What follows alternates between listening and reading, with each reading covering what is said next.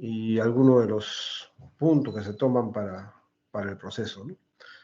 Entendiendo como investigación todo aquello que nos lleva a la búsqueda de la verdad, y que se supone que la universidad es una premisa implícita y también explícita, que la universidad está dedicada a la docencia y a la investigación por igual.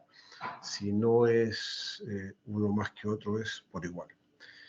Y en ese sentido, lo que la investigación pretende en medicina, hablando ya en medicina, es que lo que queremos es que eso se traslade a lo que es la práctica, las prácticas que tenemos que tener en las diversas áreas de la medicina, cualquiera que ésta sea.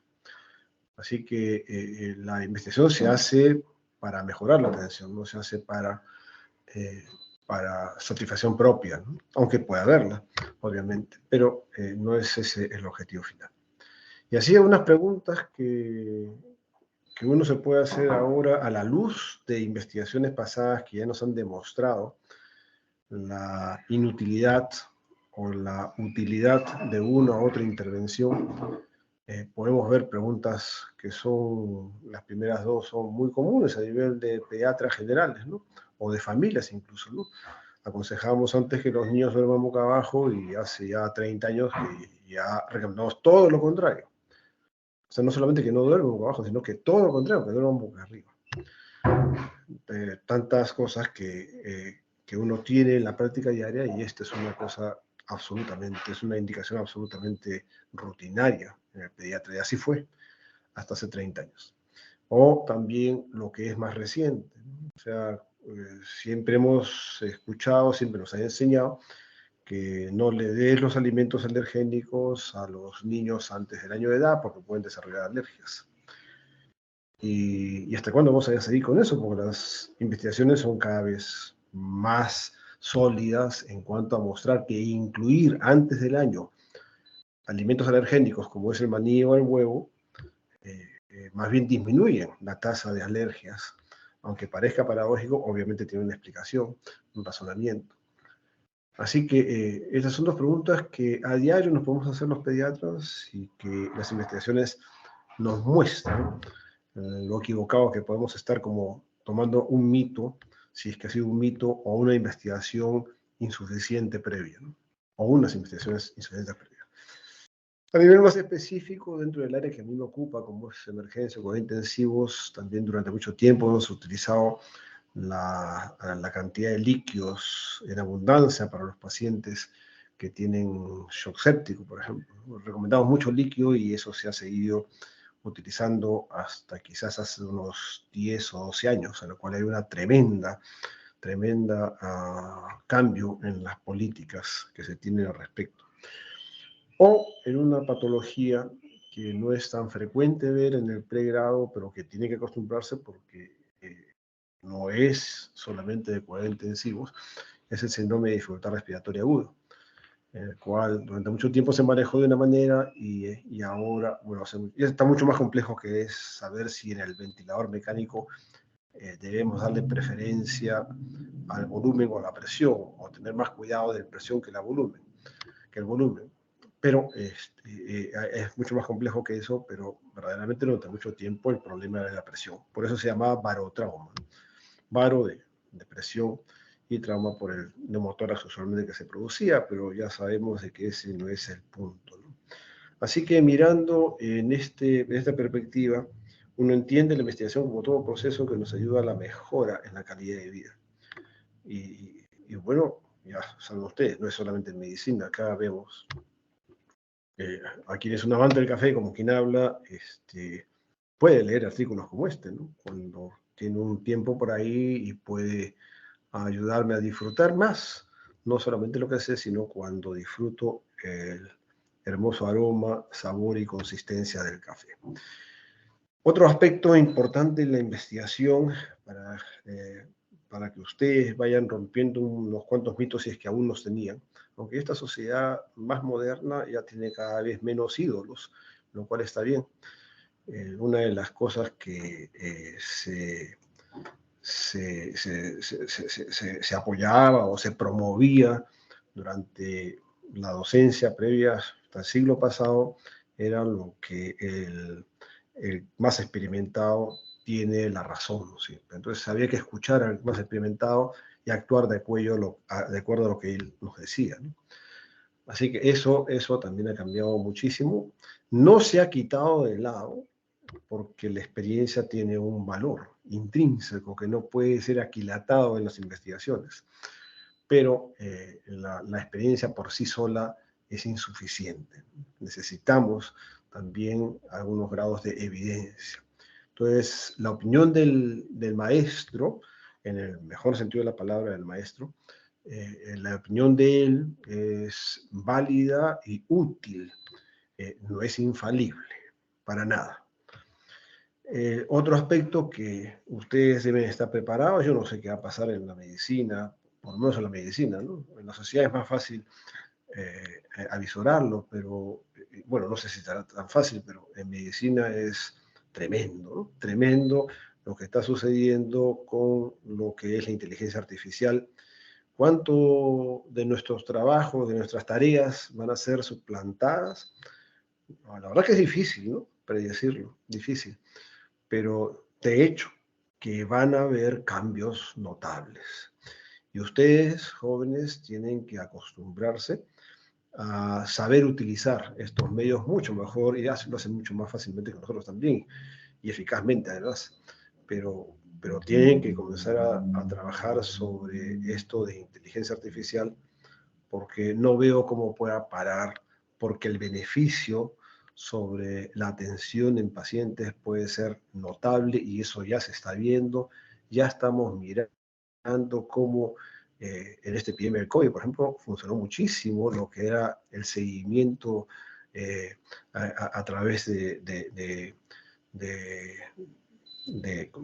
Internet, informático, cómo se iba recogiendo información que nos permitía saber cada vez más estos síntomas del COVID que aparecieron por acá, por allá, y al final rápidamente se pudo hacer una concepción clínica del COVID inicialmente y después ya, bueno, evolucionó una serie de aspectos, ¿no? Como las vacunas. También, pero no solamente para eso, nos ayuda también para lo que es los ensayos clínicos. Ahora, por ejemplo, cuando uno quiere aplicar un ensayo clínico, la inteligencia artificial permite rápidamente aplicar esto a nivel clínico. Ni qué decir de lo que es las imágenes, ¿no? Que han cambiado también fantásticamente, ¿no? Esto, quien habla ha vivido cuando me enseñaban solamente rayos X y al final de la carrera apareció lo que era la gamografía, cintografía, que ahora ni ustedes ni la escuchan, creo, o rara vez, pero las imágenes han desarrollado de forma espectacular, ¿no? En cuidados intensivos igualmente. Es decir, lo que está desarrollando la inteligencia artificial es abrumador para alguien como yo, que está en una generación pasada, y espero que no lo sea para ustedes. La, la ciencia no lo es todo en juicio clínico. Ya decíamos que la opinión del maestro no puede ser dejada de lado, aunque no es infalible. Pero cuando uno aborda lo que está viendo, lo que está observando en la clínica, y se acerca al paciente con la intención de primero saber qué cosa tiene, hacer un diagnóstico, luego una observación terapéutica, cuando hace todo eso está haciendo una secuencia de datos que tiene el cerebro estructurada o la ha estructurado. Y si no lo ha estructurado, tiene que hacerlo en algún momento, porque en el desarrollo de su carrera va a tener que utilizarlo. Entonces, no son números fijos, acá no hablamos de, por ejemplo, la estadística que es un cuco, pues, ¿no? Para los médicos que estamos en formación o que están en formación y para los que no estamos en formación, si estamos formados o deformados, también viene a ser algo así medio místico, ¿no? La estadística. Pero realmente la estadística es un instrumento, pues no es un fin en sí mismo, ¿no? Uno no investiga para estadísticas, sino que la estadística ayuda para encontrar la respuesta a tu pregunta o a tu duda o a tu investigación en general. No hay datos fríos, hay datos que deben aplicarse. Ustedes no van a manejar datos por sí solos, van a bajar datos que corresponde, en este caso, a una investigación, ¿no? Mientras tanto, por ahora, nosotros podemos ir intentando interpretar las cifras que vemos, ¿no? O sea, cuando nosotros vemos todas las publicaciones epidemiológicas que pueda haber, podemos ver que, bueno, es fácil leer, ¿no? Que los hispanos, por ejemplo, tienen, los niños hispanos tienen más frecuencia de COVID que los niños blancos, ¿no? Esa es una cosa que uno lo mira así directamente de las cifras que están ahí, pero la cuestión es la interpretación, porque en qué contexto viene.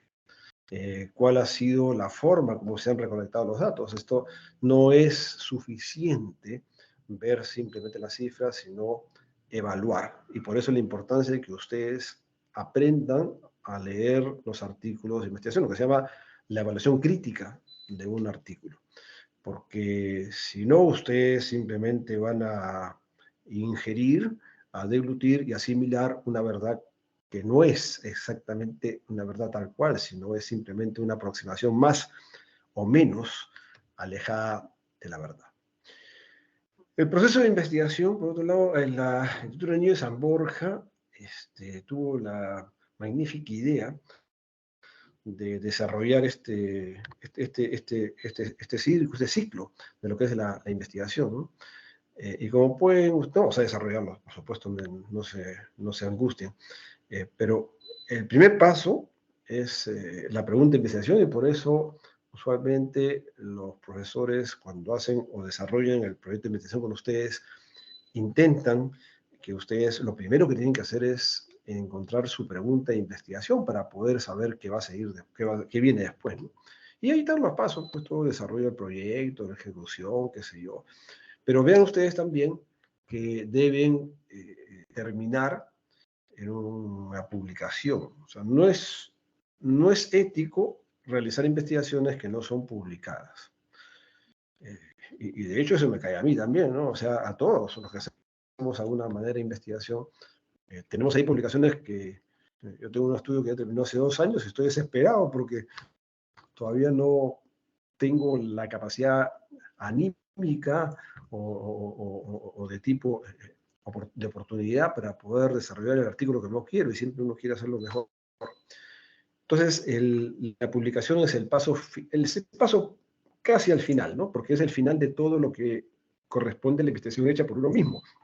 Pero luego que uno la publica, entonces eso viene lo que se llama la transferencia de conocimiento. El traslado o transferencia de conocimiento es lo que uno encontró en su investigación, por más pequeña, ¿no? Aparentemente ridícula que sea, es tu investigación y es lo que tú has encontrado, y es algo que necesita ser compartido. Ya el que lo lee le dará la cabida apropiada. Entonces, esa transferencia se tiene que hacer, por un lado, por la publicación, pero sobre todo por la difusión de la publicación. Y por eso es importante que las publicaciones no se realicen pues, en el trome, ¿no? Sino las publicaciones científicas se realizan en publicaciones científicas y que tengan un grado de difusión, ¿no? Algunos lo miden por las veces que he citado. O sea, el artículo tuyo fue citado por tal, o tales, ¿no? O no lo citó nadie por último. Entonces, ese impacto es el que va a ser medido después, ¿no? Por Y el paso sí final de todo esto es que eso sea trasladado al cambio de conducta o a la modulación de la tarea, de la conducta que realiza el profesional médico en nuestro caso, o profesional de la salud en general, ¿no? Entonces, cómo esa investigación permite que uno haga las modificaciones de su trabajo.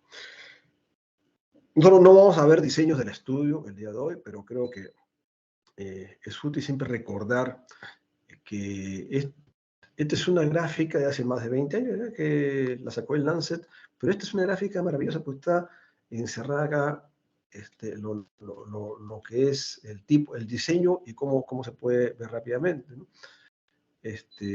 Cuando uno define la primera pregunta, si es que es el investigador el que dice a quién le doy, a quién no le doy, a quién lo pongo así, a quién no lo pongo así, a quién lo intervengo en la encuesta con una capacitación, a quién no.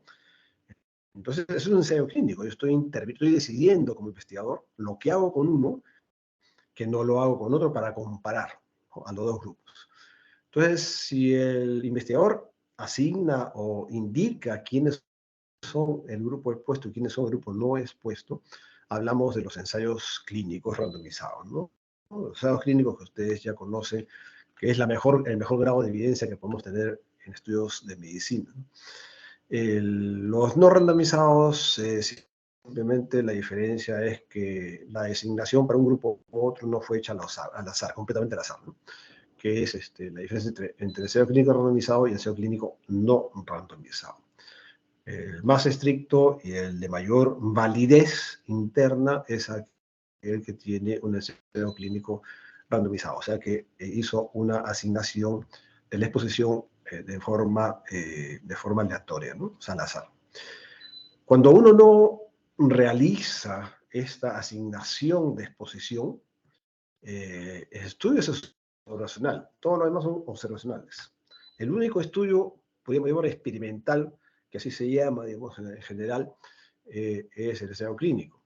Pero cuando uno no asigna, es un estudio observacional, que puede ser un estudio simplemente descriptivo, en el cual simplemente describo, por eso se llama descriptivo, describo lo que veo. Pero en un otro grupo, no solamente describo, sino comparo.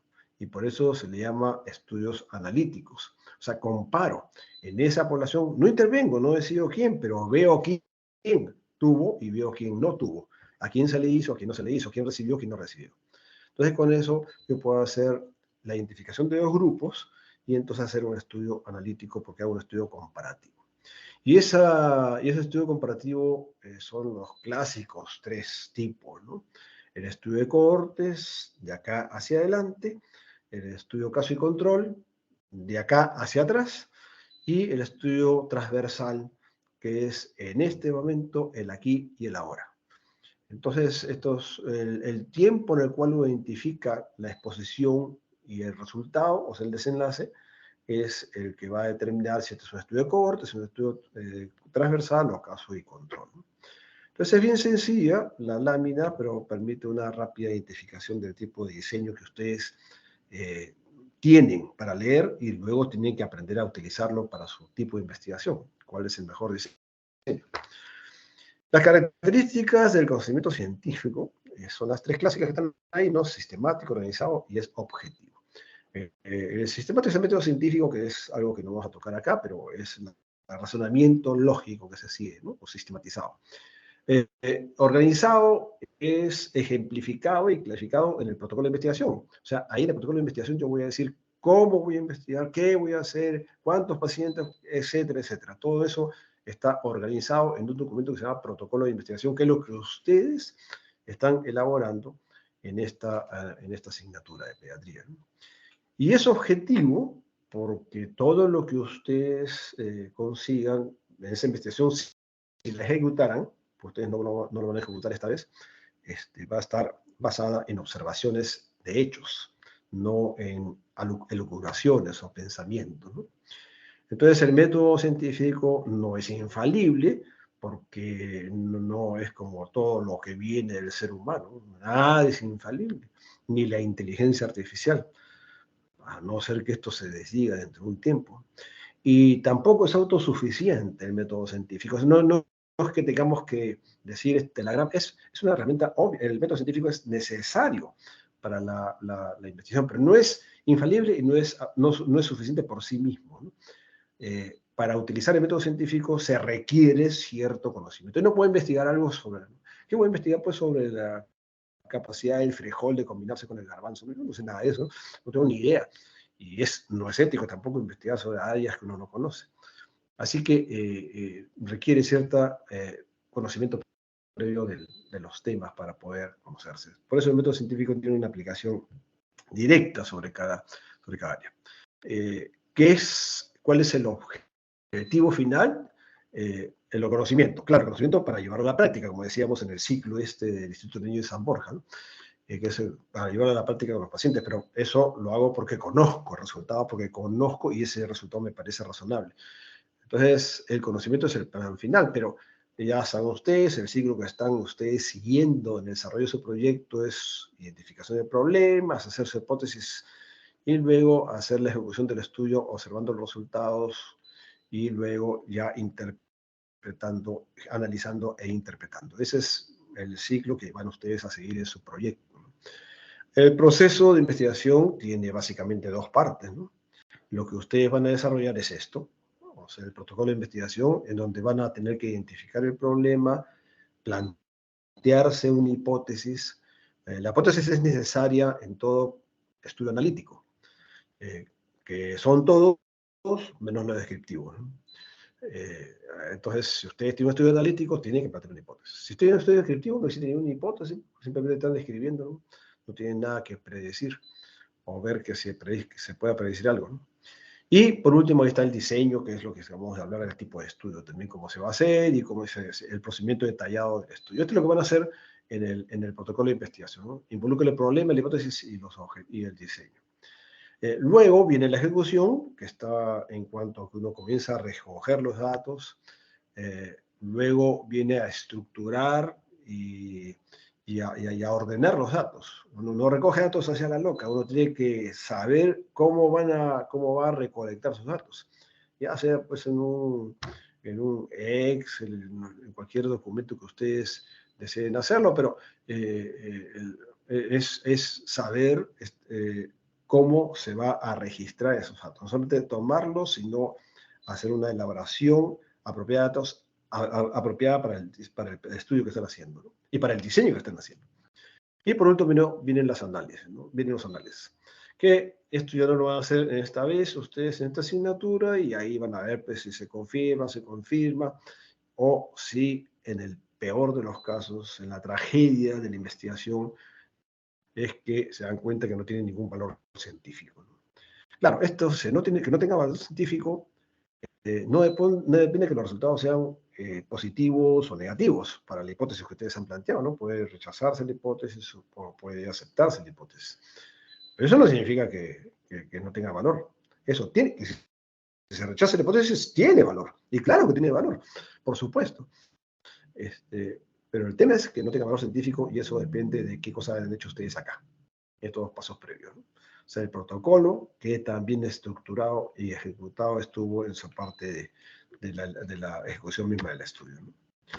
Esta lámina, que la compartió en el INS, el Estudio Nacional de Salud hace tiempo, es interesante porque nos muestra de abajo hacia arriba cómo es el proceso, que ya hemos visto algunas cosas, ¿no? Comienza con la pregunta, luego se elabora el diseño y el protocolo del estudio. Una vez de que uno ejecute el estudio, una vez que ya terminó el protocolo, ejecute el estudio y analiza los resultados y determina las consecuencias de ello, ¿no? Y ya puede ser de que ese resultado sea, digamos, lo que uno esperaba, o lo que no esperaba, la verdad que sea, la que me gusta o la que no me gusta, y eso se trata de hacer una inferencia para el resto del mundo, ¿no? Si se quiere ser un poco macro. Lo importante es que ustedes recuerden lo que es la validez interna y la validez externa, lo que está marcado acá abajo. O sea, la validez interna tiene que ver con lo que, qué tan bien o qué tan mal has elaborado tu protocolo, has recogido tus datos, has hecho análisis de datos y por último, la interpretación de tus datos. O sea, si lo has hecho mal, la validez interna se va haciendo cada vez más floja. Y lo peor que puede pasar en un estudio de investigación es que no tenga validez interna. Si no hay validez interna, ese estudio quedó ahí. Ni siquiera enviarlo ni al TROME. No tiene sentido. No tiene ningún sentido publicar algo que no tenga validez en sí mismo. Ahora, si tiene validez interna, yo lo puedo mandar a publicar, pero eso no significa que yo tenga que esperar de que eso lo van a aplicar inmediatamente en todos los servicios, en todas las instancias del mundo. Ni siquiera de mi país, ni siquiera de mi ciudad, ni siquiera de mi hospital, porque la validez externa es qué tanto esto que yo he visto en mi estudio se aplica a otra población, que puede estar en el mismo hospital, que puede estar en otro hospital, que puede estar en otra ciudad, en otro país, etc., ¿no? Entonces, la validez interna depende mucho de qué tan bueno estuvo tu protocolo y la ejecución del mismo. La validez externa es cómo se puede extrapolar tu verdad, lo que has encontrado tú, allá con otras realidades. Entonces, ustedes probablemente han sido torturados por varios de los docentes que están a cargo del proyecto de investigación para que estructuren una pregunta de investigación, porque es el primer paso, ¿no? Claro, pueden hacerlo sin implícitamente tener la pregunta. O sea, al comienzo, cuando uno no sabe, y me ha pasado también, cuando no sabía, yo no trabajaba con ninguna pregunta, me iba de frente a lo que me interesaba. Pero la verdad que es muchísimo mejor tener una pregunta porque te va orientando, te va enfocando, te va diciendo por acá, por este camino es el que tienes que seguir, no es otro camino. Perdón, dejé de compartir, que no, me parece, o no. Sí se está viendo, doctor, está en presentación.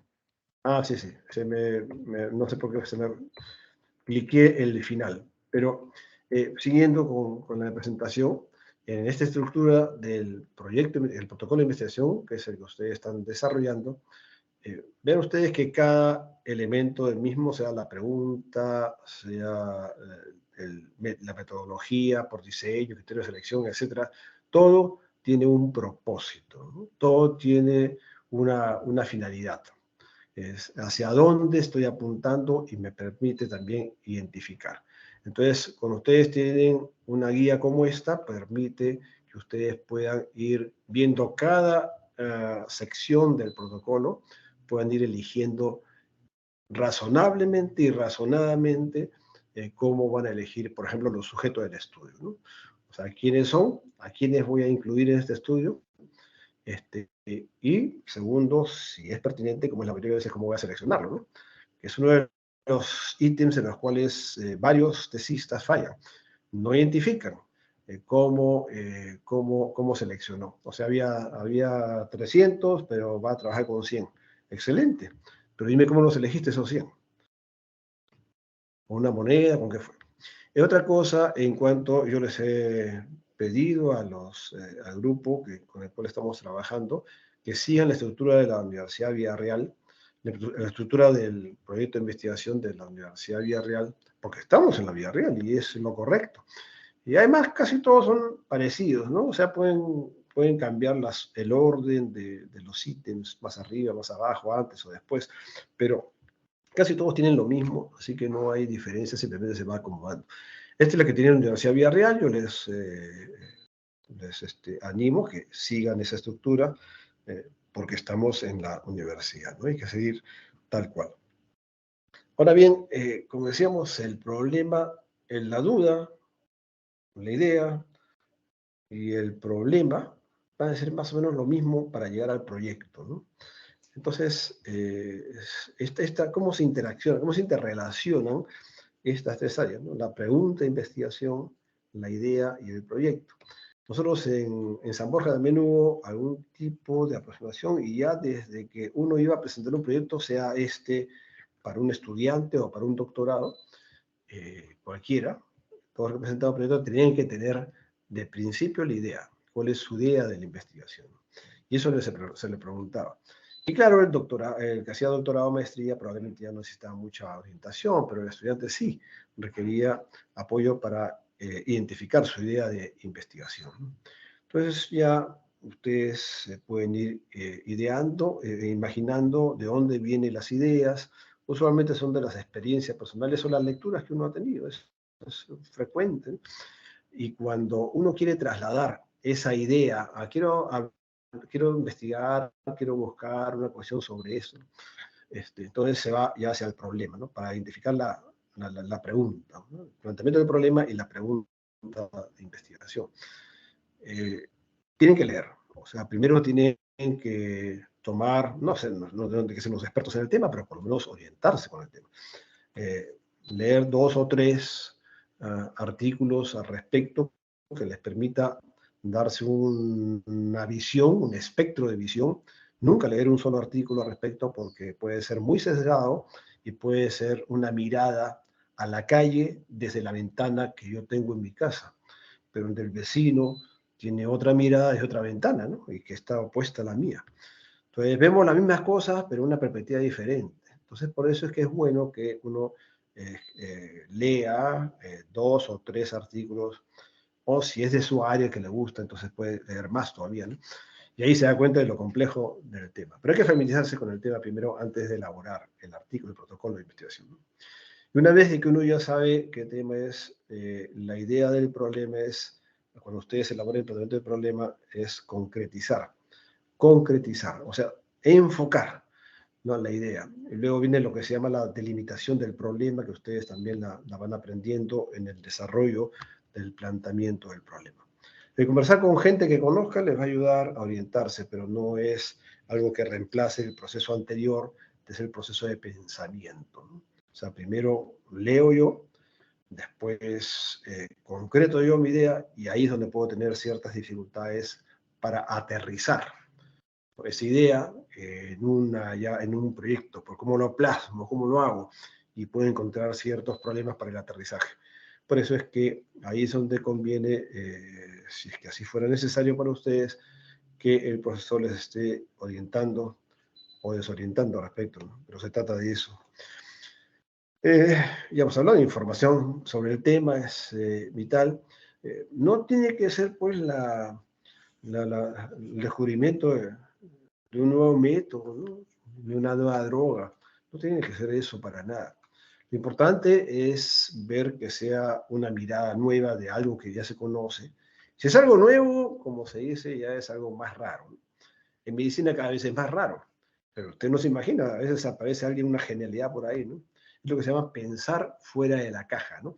Aquel, siempre pensamos en nuestros límites mentales, ¿no? Nuestros límites mentales son los que tengo por la derecha, por acá es donde yo me muevo, y por acá también me muevo, y por arriba y por abajo, entonces es mi caja, y voy pensando en mi caja, pero pensar fuera de la caja significa no tengas esos límites para pensar, o sea, vete más allá, y de repente ves una verdad que no, o una posibilidad que no se había visto en tu cajita. Hay estudios que muestran, por ejemplo, no cosas absolutamente nuevas, pero sí aproximaciones nuevas. Por ejemplo, las muestras capilares para gases arteriales. No sé cuántos de ustedes conocen las muestras capilares, pero las muestras capilares para gases arteriales es un método sencillo para la gente que no está acostumbrada a hacer una punción arterial y que no tiene capacitación, no tiene experiencia. Entonces, cuando ustedes tienen algún sitio y si tienen un gasómetro que pueden hacerle, entonces una muestra capilar es sencillísima, como un hematocrito, se lo saca y ya está. O ya, bueno, está más en mi área siempre, ¿no? Si es que uno puede medir no los días que ha pasado en ventilación mecánica, sino los días que no ha tenido ventilación mecánica. Por eso, una forma más útil actualmente desde el punto de vista de análisis estadístico para evaluar el tiempo que un niño está o un adulto está en ventilación mecánica, no son los tiempos, los días que está en ventilación, sino los días que no lo está. Es una medida que refleja mucho más fielmente lo que está pasando con ese paciente. Por eso se llama días libres de ventilador, ¿no?, más que tiempo de ventilación mecánica. O también puede ser que estos me permitan ciertos nuevos tratamientos estadísticos. La curva de Kaplan-Meier no existía hasta el año 70, me parece, la curva de supervivencia, ¿no? Entonces eso permitió también de que un sujeto descubriera que efectivamente esas curvas me permiten ver las variables de tiempo de una forma mucho más útil, ¿no? Así que estas son ideas que pueden ir surgiendo conforme uno realiza el proceso de pensamiento, ¿no? Siempre la pregunta es, como decíamos, el eje central, y para que ustedes vean la importancia de la misma, tiene esas ventajas, ¿no? Te permite organizar tu estudio y juntar apropiadamente, coherentemente las partes entre ellos, ¿no?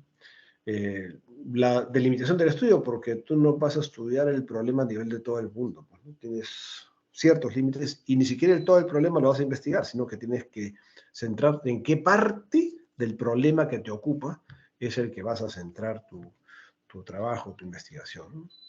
Entonces te orienta y además te puede dar también pautas sobre, más o menos ya, con la pregunta de investigación, qué tipo de método o diseño vas a necesitar para realizar tu estudio, ¿no?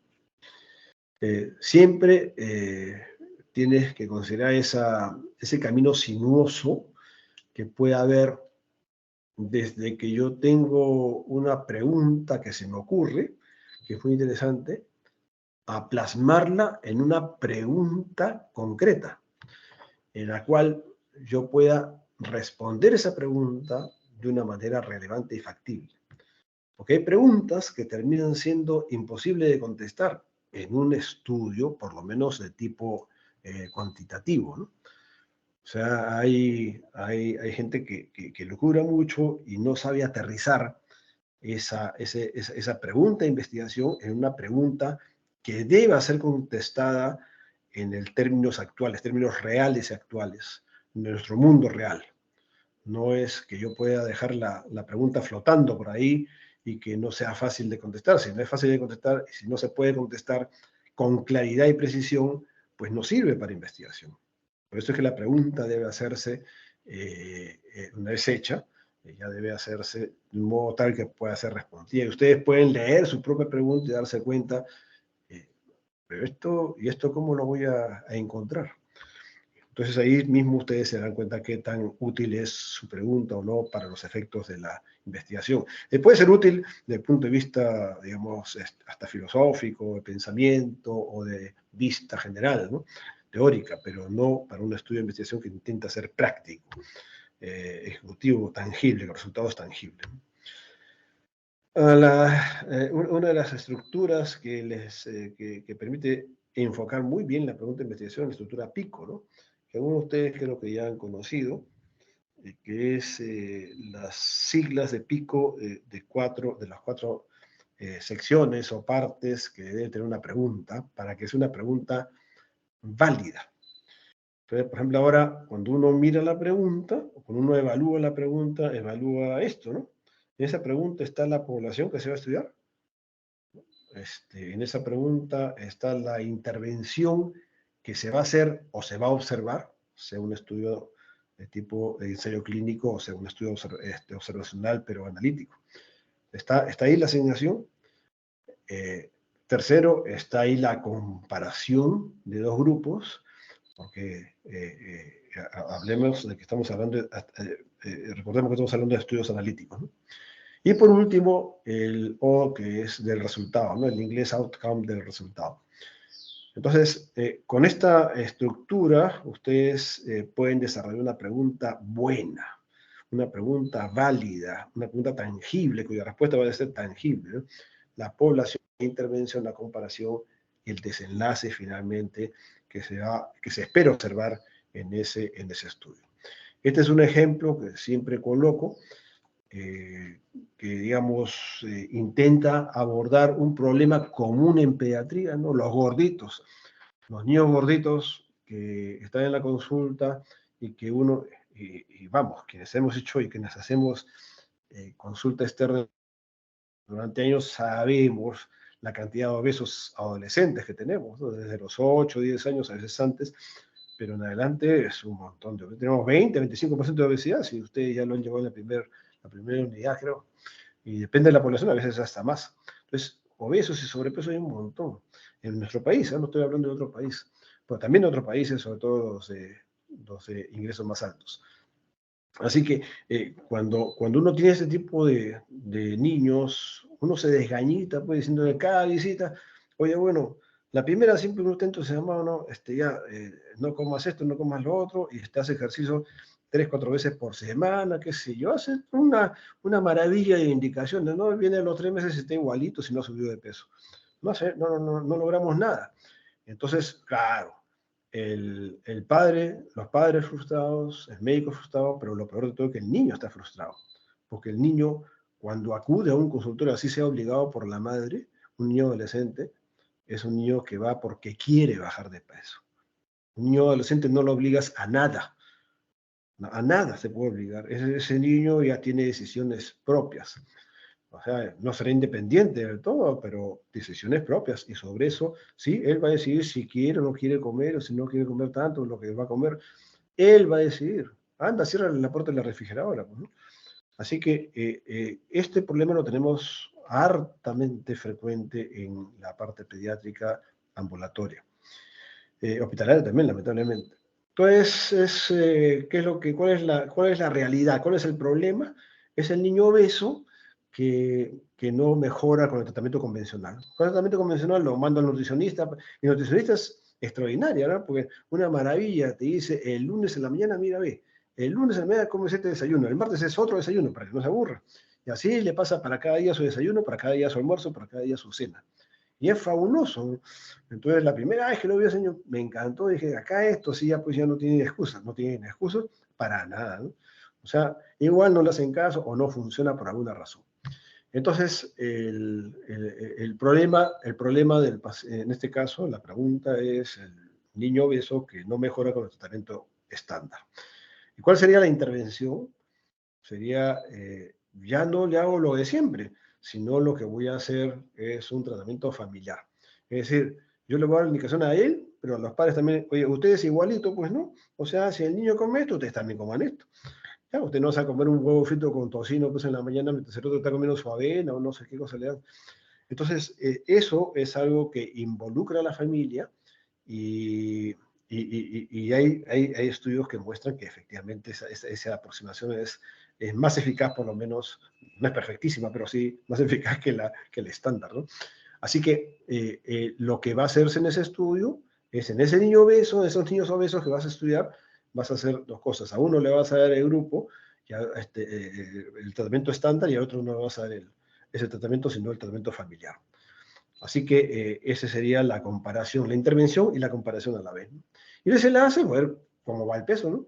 ¿No? Y si efectivamente cambiaron los hábitos. Entonces, estas son formas prácticas de poder llevar a un estudio la pregunta de investigación. Recuerden ustedes que la pregunta de investigación es solamente para estudios analíticos, este sistema PICO es solamente para estudios analíticos. No tiene sentido aplicar los estudios descriptivos, es inútil y ocioso. Así que háganlo, pero cuando hagan estudios descriptivos, ¿no? Perdón, estudios analíticos. Bueno, ya sabemos que tiene que ser interesante, novedosa, ética, relevante también, ¿no? Estas preguntas, por ejemplo, tipo de preguntas, las dos que están acá abajo, en la cual podemos ver de que son dos ejemplos, ¿no? He puesto ahí de estudios correlacionales porque a varios de ustedes les gusta el estudio correlacional, a otros les gusta más caso y control, pero bueno, no está mal también. Los correlacionales se pueden usar, eso lo usamos mucho en psicología, pero en medicina también. O sea, por ejemplo, de acá de los gases arteriales y capilares, ¿no? O sea, ¿cuál es la relación o la correlación entre los resultados? O ya a nivel psicológico, a nivel de otra intervención, por ejemplo, a nivel escolar, el maltrato psicológico por el profesor y la percepción de la autoestima o el rendimiento del paciente. Es decir, hay estudios que uno puede plantear con preguntas claras y precisas y va directamente al punto, al corazón del estudio, ¿no? Siempre en la pregunta debe estar incluida por lo menos las dos variables más importantes, porque si hay un estudio comparativo, si es un estudio analítico, tengo que haber una variable dependiente y una variable independiente, ¿no? Entonces, por eso es que yo puedo decir, bueno, si existe factor X, aparece la condición Y, ¿no? Y eso, por ejemplo, ahí son tres preguntas que son muy conocidas a nivel de medicina, ¿no? Fumar, infarto de miocardio, café y arritmias, y el mal estado nutricional y desinfecciones. Entonces, claro, yo puedo preguntar si el mal estado nutricional en los lactantes está asociado a mayor frecuencia de infecciones intrahospitalarias.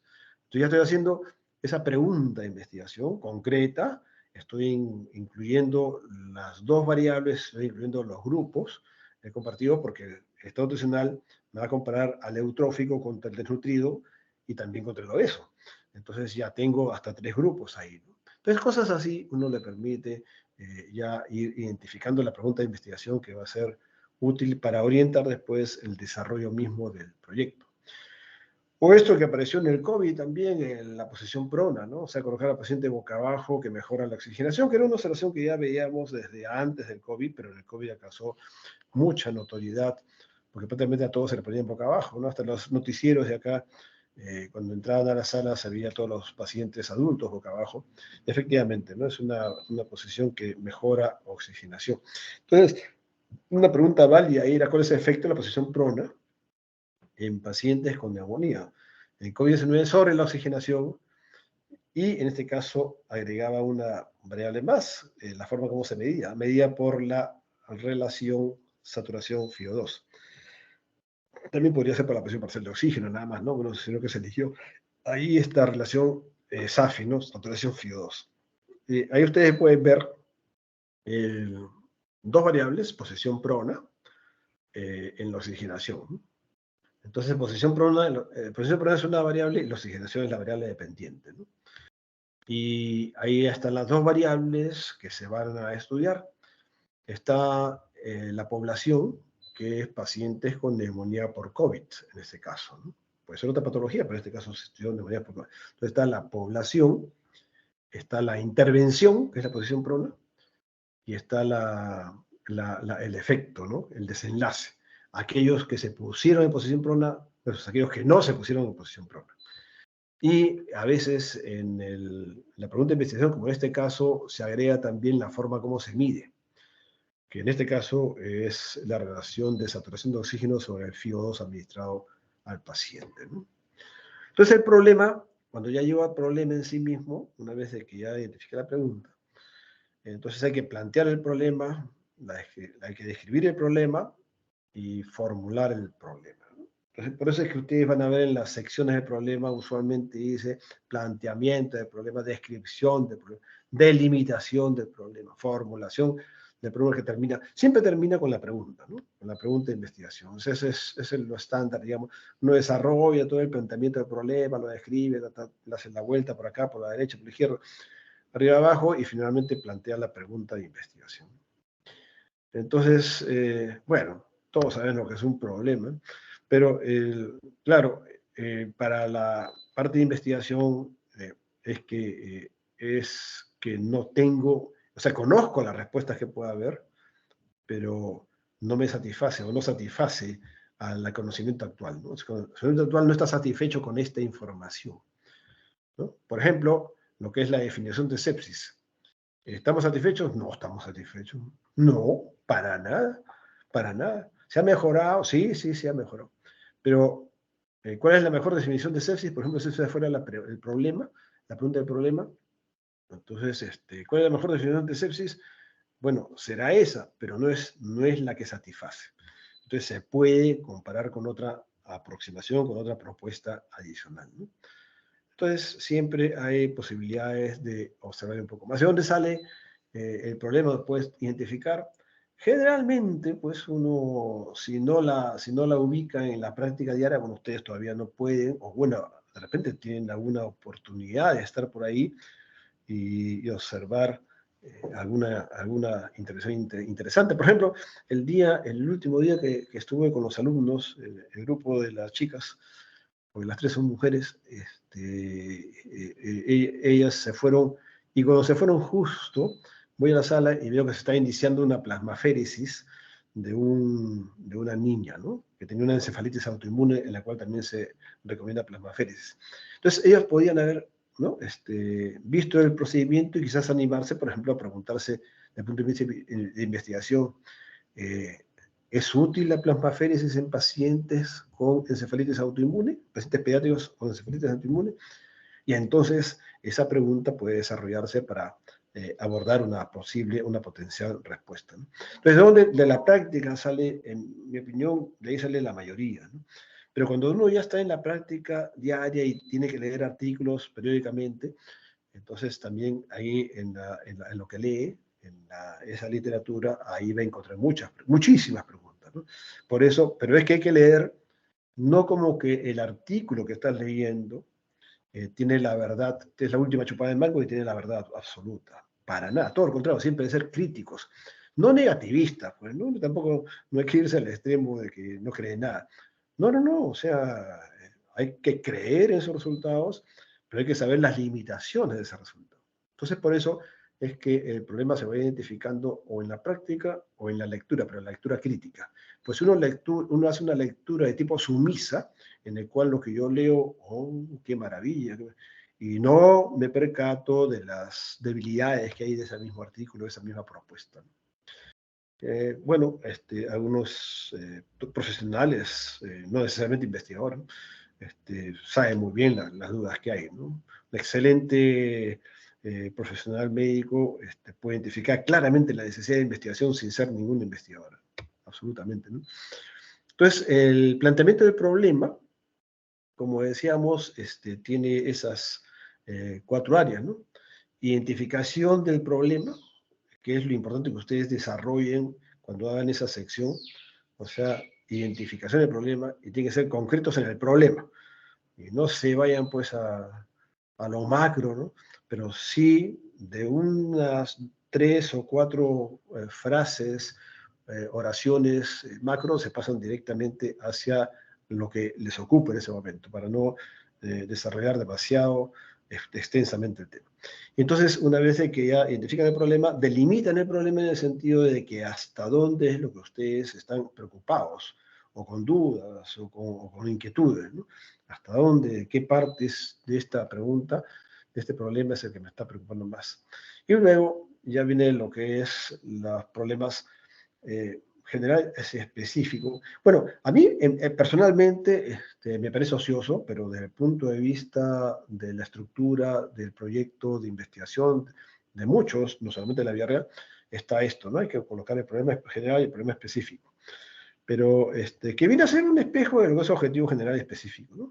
Entonces, si ustedes hacen el problema general y específico, ya tienen el objetivo general y específico, porque es un refraseo y ya está el tema. Pero en realidad la formulación como tal me parece que no es absolutamente imprescindible, pero sí es necesario tener el problema, la formulación, la pregunta del problema. Y dentro del problema también debe estar, según muchos, lo que es la factibilidad y viabilidad del estudio, ¿no? O sea, que no vayan a plantear un estudio pues que se tiene que hacer en el Hospital de Niños de Londres, pues, ¿no? Porque no van a hacerlo allá, ¿no?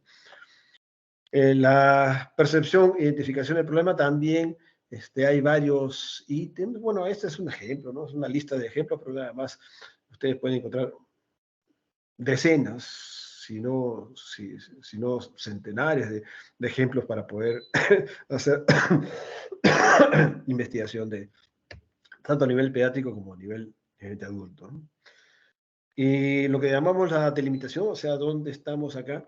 Entonces, bueno, yo voy a estudiar en tal hospital, ¿no? O en tal ciudad, o voy a investigar toda la vida, ¿no? Solamente el año 2019, ok, está bien. Y también, qué población voy a estudiar. Entonces, con eso ustedes delimitan, eso se llama la delimitación del problema. Entonces, han hecho el problema se produce en todos los niños, por ejemplo, que están, que son desnutridos. Pero ustedes van a estudiar ese problema allí, en esa comunidad, y durante este tiempo, ¿no?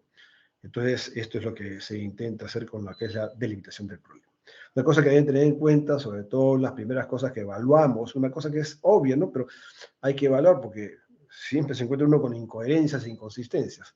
Presentar un proyecto de investigación y el proyecto de investigación no tiene coherencia entre lo que es el planteamiento, la pregunta del problema y el objetivo.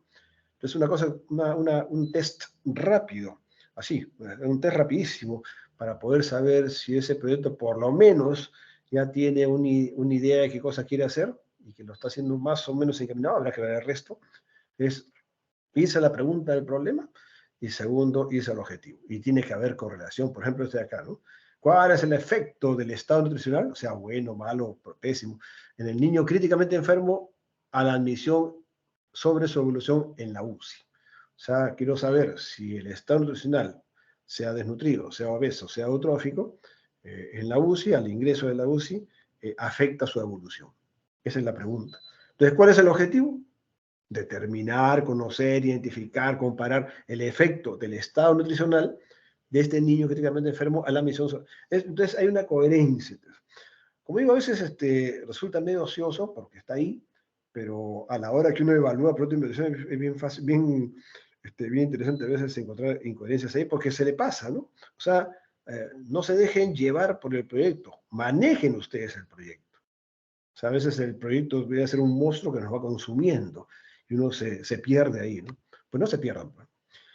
Y en la parte final, que son los objetivos de las investigaciones, En realidad el objetivo es lo que dice ahí, ¿no? Es una afirmación ya, ¿no? De lo que voy a buscar, de lo que voy a encontrar. Es una afirmación, no de los resultados, es una afirmación. Y ahí están los verbos que se pueden utilizar, son muchos, esos son muchos más, pues cualquiera lo que aplique para el caso de cada uno de ustedes, ¿no? Mi grupo lo hizo bastante bien, utilizó bien las palabritas ahí para desarrollar su objetivo, bueno, para plantear el objetivo, para desarrollarlo todavía, no lo sé. Y también, aparte de que ya hemos visto de que debe haber relación entre el problema, planteamiento del problema y el objetivo, también está con el título. Entonces, las tres cosas que se ven en paralelo, o por lo menos que yo hago siempre, miro el título, miro la pregunta del problema, el planteamiento de la pregunta, investigación y, por último, el objetivo. Entonces, ya eso, ya tiene que haber una coherencia impecable, ¿no? Así, impecable. Cada uno en su tema, cada uno la expresa los temas en forma diferente, porque una cosa es el título, otra es el problema del objetivo, pues son ahí debe haber una coherencia apropiada, ¿no? Luego también tenemos acá, sí, tenemos objetivos generales específicos. Esto ya no es ocioso, a diferencia de lo que podría ser el problema, pues ser problemas generales específicos. ¿Qué es lo que dice el objetivo general? Bueno, es lo que yo espero encontrar, ¿no? O sea, determinar la relación, la asociación, la frecuencia, qué sé yo, la prevalencia, determinar, identificar, conocer. Eso es lo que busca un objetivo, ¿no? Algo concreto, pero macro. El objetivo específico, como bien lo describió uno de los profesores hace tiempo, me pareció una, una, una aproximación interesante, era que son todos aquellos medios por los cuales uno puede lograr o va a lograr el objetivo general. ¿Qué necesito yo como investigador para lograr ese objetivo general, ¿no? ¿Qué es lo que quiero lograr y qué necesito para lograrlo? Entonces, ahí voy a identificar, para eso necesito conocer esto, conocer lo otro, y esos son los objetivos específicos. Entonces, es bien fácil cuando uno descuartiza el pensamiento del objetivo general y la necesidad que tengo de ciertos datos para contestar la pregunta de investigación y obtener mi objetivo general. Entonces, por eso es que este es una desagregado, ¿no? En varias partes, pero son conectadas entre sí, obviamente, no puede ser independientes, ¿no? Eh, porque es vital el objetivo de investigación es algo vital de una investigación. Si planteas mal tus objetivos, todo lo más está flojo. Entonces hay que estar muy, muy bien estructurado y elaborado el objetivo de investigación. Te enfoca el estudio, ya evita varias barbaridades innecesarias que tenemos nosotros en el desarrollo de las investigaciones y te puede organizar, porque incluso cuando tú haces ya los objetivos específicos, dices, yo necesito esto para contestar la pregunta, el objetivo, para lograr el objetivo general. Entonces, ya sé. Entonces, esto tiene que ser un objetivo específico y esto me va a permitir, yo tengo que buscar esto, ¿no?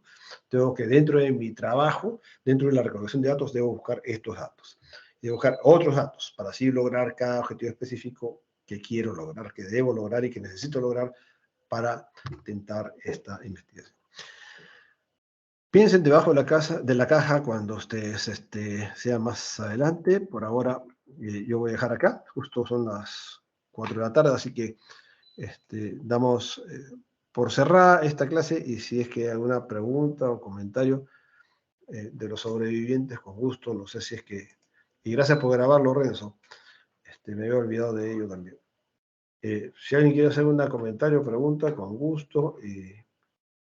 Y si no, pues nos despedimos hasta más tarde. Hasta luego. No sé, para cuando ustedes tienen su examen el viernes, ¿no? Sí, doctor, el viernes es el examen. Muy bien. Entonces ya estará estudiando pues profundamente. ¿Es neonatología? Sí, viernes es neo. Muy bien. Bien, entonces les agradezco. Muchas gracias a todos ustedes y ya con el grupo.